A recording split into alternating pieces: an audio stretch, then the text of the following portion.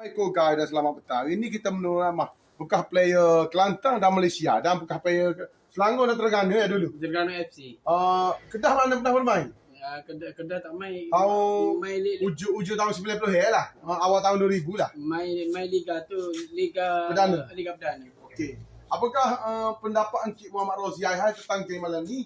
Final antara pasukan JDT, Johor Darul Takzim menentang pasukan daripada Sarawak, Kuching City. Saya rasa malam ni Kuching City akan buat kejutan malam ni. Okey, berapa kosong JDT dengan Kuching City malam ni? Saya rasa Kuching City Johor 1, Kuching City 2. Okey, adakah anda rasa game bersih malam ni dengan mutu pengadil ke semua? Yang bermain di Stadion Nasional Bukit Jalil Kuala Lumpur? Saya tengok dari segi pemain Kuching City, dia bermain dengan baik, taktikal dengan baik, taktikal dengan cemerlang, dengan mental, dengan fizikal dia dengan tenang. Jika JCK membeli perlawanan lagi-lagi sengit, dia Kuching City akan bertahan. Tapi pada masa kedua, Kuching City akan membalas dendam ke atas. Berapa kosong JDT dan Kuching City malam ni?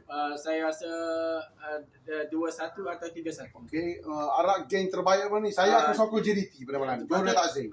Anda Kuching Sarawak? Ada Kuching City. Kalau Kuching City Johor tersilap selangkah, malah dia tersikit malam ni. Okey. Terima kasih pandangan daripada bekas player Kelantan dan Malaysia, Encik Muhammad Roziai. Terima kasih. Saya rasa Embo tadi ni roket. penonton malam ni berapa ibu orang?